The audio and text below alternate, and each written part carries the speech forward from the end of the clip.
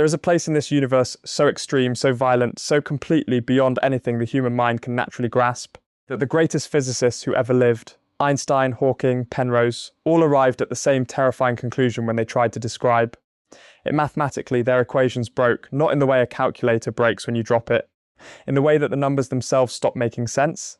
Infinity appeared where infinity shouldn't exist. The math pointed at something that couldn't be real, and yet the universe kept insisting it was. That place is the inside of a black hole. For over 100 years we accepted the rule: what happens beyond the event horizon stays beyond the event horizon. The interior of a black hole is a one-way street. Nothing that crosses that line ever sends information back. Not matter, not energy, not light. The universe apparently had decided to keep that secret forever, and then James Webb looked. What it found wasn't supposed to be possible. What it found has physicists around the world doing something you almost never see in science. Going quiet. Not the quiet of confusion, but the quiet of people who have just seen something that changes the shape of a question they thought was already settled. I want to walk you through exactly what happened, not just what was detected, but why it matters so deeply. Why this single observation has the potential to rewrite not just our understanding of black holes, but our understanding of reality itself. Because this isn't just a space story. This is a story about the edges of what we know. And what we just found at that edge is something none of us were ready for.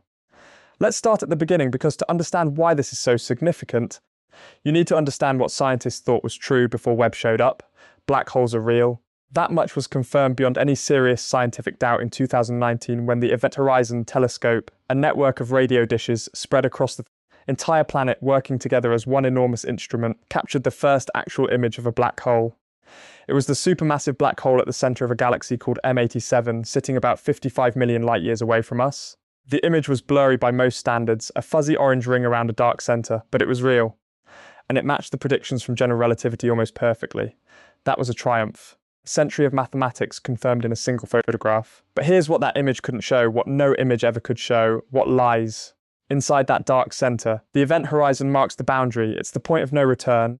The line where the escape velocity, the speed you'd need to travel to pull away from the black hole's gravity, exceeds the speed of light. Since nothing in the universe can travel faster than light, nothing can escape, not even information.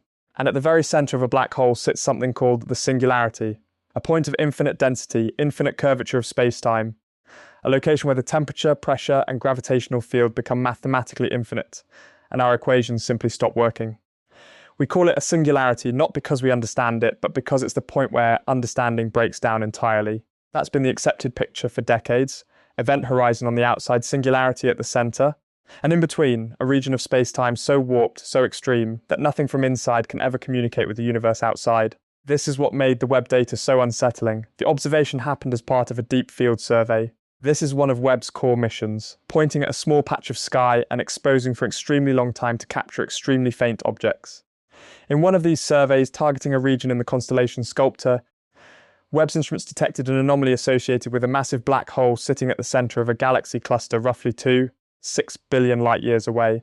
The anomaly was a structured electromagnetic signal. Let me explain what that means in plain language. A structured signal is one that has a pattern, a repeating sequence, a specific frequency, and non-random organisation. Random noise is what you get from background radiation, from instrument vibration, from thermal fluctuations in the detector. Structured signals are what you get from something organised, something specific, and the source of this signal, according to the positional data, was localised to within the estimated diameter of the event horizon itself. The first response from the team was immediate scepticism. This had to be contamination from a nearby source. The angular resolution of Webb, extraordinary as it is, has limits at 2.6 billion light-years. Maybe a smaller object, a neutron star, a magnetar, a highly active region of the accretion disk, was close enough to the black hole's apparent position to create a false association, so they checked. They modelled every known astrophysical source in the surrounding region. They compared the signal's characteristics against the entire catalogue of known radio and infrared emitters. They ran the data through independent analysis pipelines at 3 separate institutions. None of it explained the signal away. 4 months of continued observation only made things more puzzling. The signal persisted. It didn't drift. It didn't fade in the way you'd expect from a transient source like a flare or a burst event. It maintained its structure, its rhythm, with a consistency that ruled out most of the conventional explanations one by one. That's when the theorists got involved, and that's when things got genuinely strange. When physicists started looking at the mathematical properties of the signal, 3 possible explanations emerged. I want to go through each one carefully because each of them, if true, represents a fundamental shift in how we understand the universe. The first possibility involves Hawking radiation. In 1974, Stephen Hawking made one of the most remarkable predictions in theoretical physics. Using a combination of general relativity and quantum mechanics, he showed mathematically that black holes should not be completely black. Due to quantum effects at the event horizon, specifically the spontaneous creation and annihilation of particle-antiparticle pairs, black holes should slowly emit a faint trickle of thermal radiation. Over extremely long timescales, this would cause a black hole to gradually lose mass and eventually evaporate completely. Hawking radiation has never been directly observed. For black holes of astrophysical size, the effect is so vanishingly small, temperatures measured in billionths of a degree above absolute zero, that detecting it against the background noise of the universe is essentially impossible with any technology we currently have. But the signal Webb detected doesn't match the profile of Hawking radiation as we've theorized it. Hawking radiation should be thermal, random, featureless, distributed uniformly across all frequencies. What Webb found is structured. It has peaks, it has periodicity. It has a signature that looks less like thermal noise and more like something doing something with intention, which is a deeply uncomfortable thing to say about a black hole. Some theorists are suggesting this could be a highly modified form of Hawking radiation arising from quantum effects that our current models don't fully account for. The mathematics of quantum gravity, the theoretical framework that tries to unify general relativity with quantum mechanics, is notoriously incomplete. It's possible that in the extreme conditions near a supermassive black hole's event horizon, effects emerge that our simplified models completely miss. This would be extraordinary. It would be the first direct observational window we've ever had into the quantum behavior of spacetime near an event horizons. But here's the problem. Even the most generous quantum corrections to our models don't produce a signal this structured. Theorists who have tried to make the math work have all run into the same wall. Structured, periodic emission from near the event horizon requires something more than modified Hawking radiation. It requires the black hole to be doing something, processing something, organizing something in a way that our current physics doesn't allow for. The second possibility is considerably more radical, and it comes from a debate that's been quietly burning in theoretical physics for nearly 15 years, the firewall paradox. In 2012, a group of physicists published a paper that caused genuine controversy in the community.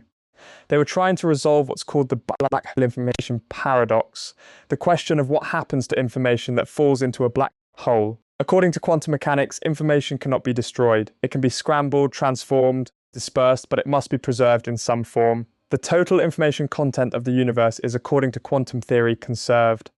But according to general relativity, anything that crosses an event horizon is effectively gone from the observable universe forever. The information it carried, every detail of its structure, its history, its quantum state vanishes into a region of space-time from which nothing can escape. These two things cannot both be true. And yet they both appear to be true. This is the paradox. The 2012 paper proposed a radical solution. What if the event horizon isn't the smooth, featureless boundary that general relativity describes? What if, to preserve information, the event horizon is actually a wall of high-energy radiation, a firewall that incinerates anything attempting to cross it? Under this scenario, nothing ever actually falls into a black hole in the smooth way general relativity predicts. Everything that reaches the event horizon is immediately destroyed in an explosion of quantum fire. This was considered deeply provocative. If true, it would mean that general relativity's description of the event horizon is wrong. Not approximately wrong, fundamentally wrong. Most physicists weren't ready to accept that. Hawking himself initially rejected the idea. The debates have continued for years without resolution. But here's why the Webb signal has brought the firewall debate back to the center of attention. If the event horizon is not a smooth boundary but an active high-energy quantum structure, a firewall, then under certain conditions involving extremely massive, rapidly spinning black holes, that firewall might produce exactly the kind of structured electromagnetic emission that Webb appears to be detecting, not from inside the event horizon, from the event horizon itself behaving in a way we never anticipated. If this is the explanation, the implications are staggering. It would mean that one of the most fundamental predictions of general relativity, that an observer falling into a black hole would notice nothing unusual as they cross the event horizon, is incorrect. It would mean that the boundary between the inside and outside of a black hole is not a one-way membrane but a dynamic, quantum active surface that interacts with the universe in ways we're only beginning to glimpse. The third possibility is the one that exists at the outermost edge of mainstream physics, the one that lives in the territory between serious, theoretical speculation and what most scientists would still call extremely premature. But it's a possibility that a small number of highly credentialed physicists are now willing to put their names on, and it deserves to be taken seriously. What if the singularity doesn't exist? Not in the sense that there's nothing at the centre of a black hole, but in the sense that the infinite density, the infinite curvature, the mathematical breakdown that we call a singularity, what if that's not a real physical object but a symptom of an incomplete theory? This is not a new idea. Physicists have long suspected that singularities are artifacts, places where our equations give nonsensical answers, not because the universe is actually infinite at those points, but because our theories are missing something important.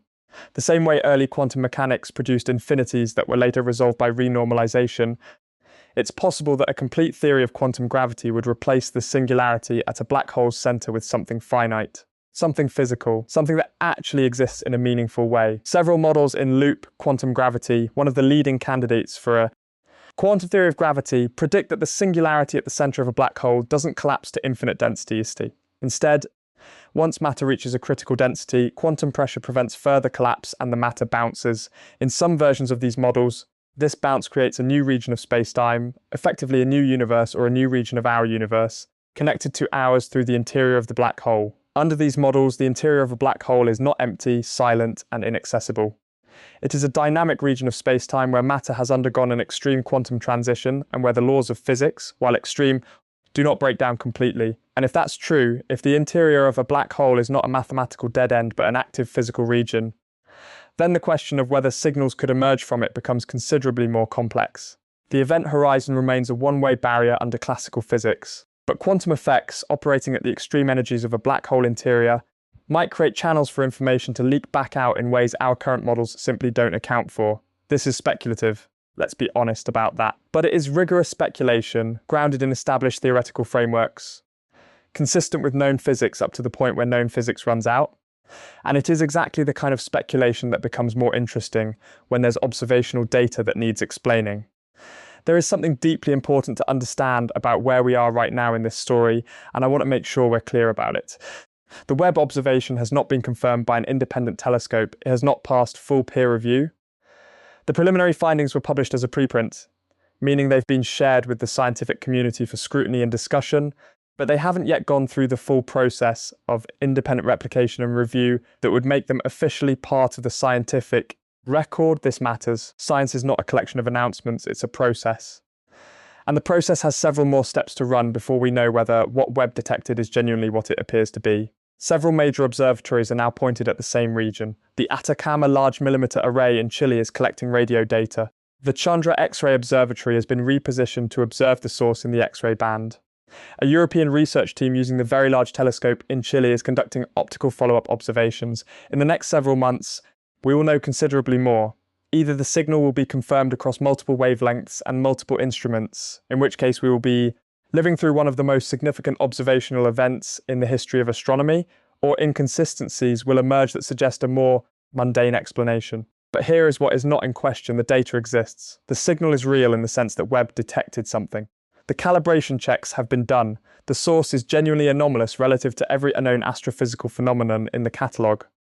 And the people who have looked at it most closely, people who built careers on being skeptical, on finding the boring explanation, on not getting carried away, are not dismissing it. One physicist who has been involved in the analysis said something that I think captures the situation exactly. She said, "In 30 years of astrophysics, I have learned that the universe does not produce structured signals without cause. When the cause is not something we recognise, that is not a reason to look away, that is a reason to look harder." I want to zoom out for a moment, because there's a larger story here that goes beyond this single observation. We are living through an extraordinary period in the history of astronomy.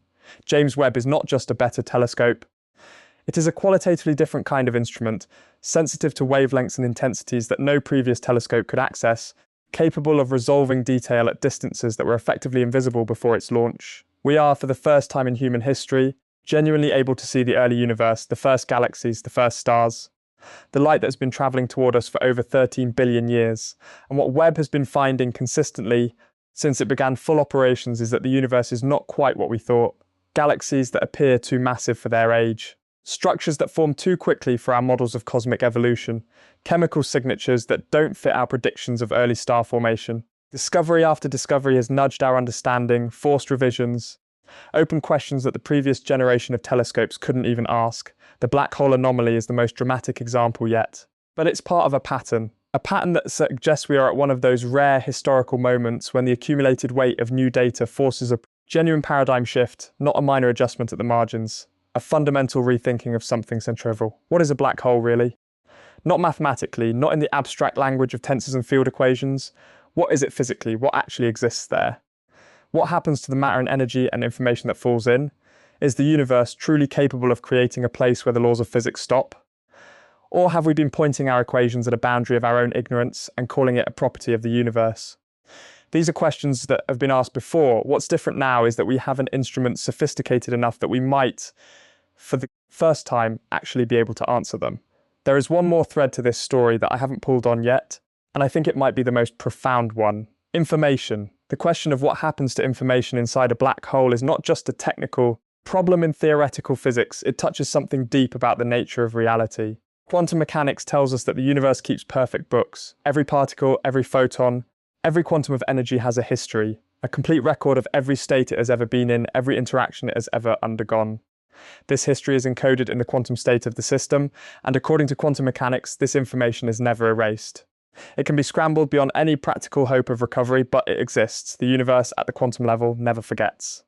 If black holes truly destroy information, if the singularity at their centre is a genuine endpoint, a cosmic shredder with no retrieval mechanism, then quantum mechanics is wrong, not approximately wrong, fundamentally, irreparably wrong at the level of its most basic postulates. Most physicists don't believe quantum mechanics is wrong. Hawking, who spent decades arguing that black holes do destroy information, eventually changed his mind in 2004, conceding that the information must somehow be preserved, but he couldn't explain the mechanism. Nobody could.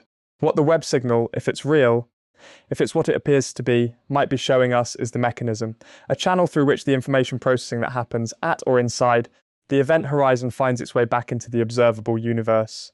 Not through matter escaping, not through anything as simple as that, but through structured quantum emission that carries the imprint of whatever is happening inside. If that's true, we are not just looking at a new astrophysical phenomenon, we are looking at the universe's solution to one of the deepest problems in theoretical physics. A solution the universe arrived at on its own billions of years before we were sophisticated enough to look for it. And a telescope we built to look at the early universe just happened to point at exactly the right place at exactly the right time to catch a glimpse of it. The universe is not obligated to make sense to us. It has spent 8 billion years arranging itself according to rules that existed long before there were minds to observe them.